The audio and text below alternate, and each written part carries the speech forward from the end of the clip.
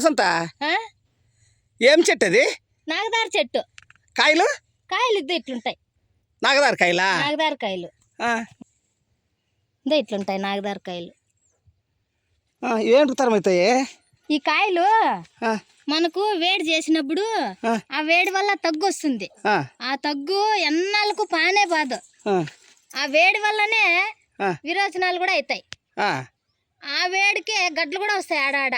ఆ, అవే నెత్తరగడ్డలు అంటాము. ఉష్ణంగడ్డలు. ఉష్ణం గడ్డలు. ఆ, అప్పుడు ఈ ఆ, కాయలు ఆ, పొద్దున్నే ఆ, నిద్ర లేసి పరగడుపునే ఆ, ఇద్దో మాగినకాయ ఉంది చూడేడ. ఉమ్, ఇద్దో ఉమ్.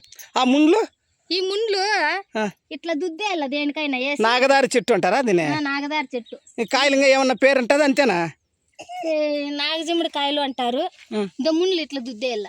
ఇదో ఇట్లా ఇట్లా ముండ్లు లేకుండా ఉమ్. చేసుకోవాలి. ఈ కాయలు చాలా జాగ్రత్తగా బండకేసి బాగా రుద్దేలా. ఇదో మాగిన కాయలు ఇది ఎట్లుంటాయి. ఇదో ఏడుండాయి చూడు.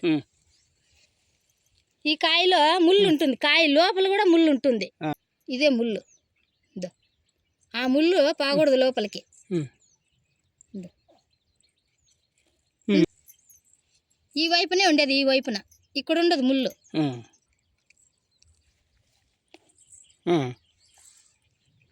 ఈ కాయ చూడు ఎంత ఎర్రగుందో. మన శరీరంలో రక్తం కూడా అంత వృద్ధి అవుతుంది ఈ కాయ తింటే. అంత మేలు. ఈ కాయ నాగదార కాయ అంటారా? ఇంకా ఒక పేరు ఉంది కదా దీనికి? నాగముల పండు. నాగమల్ల పండు అంటారు అని ఇంకా కొంత లెక్క వేరు వేరు పేర్లు ఉంటాయి. ఆ వేడి వల్ల వచ్చే తగ్గు రోజు పొద్దున్నే పరగడుపున ఒక 10 కాయలు తింటే చాలు ఆ తగ్గు బాగా మేలైపోతుంది. రెండోది వచ్చి విరేచనాలు అవుతాయని చెప్తే కదా, అవి కూడా మేలు అయిపోతాయి. విరేచనాలు ఉష్ణం వల్ల గడ్డలు వస్తాయని చెప్తే కదా, వేడి గడ్డలు, ఉష్ణం గడ్డలు. ఆ గడ్డలకు ఈ పువ్వ నాగదార పువ్వే.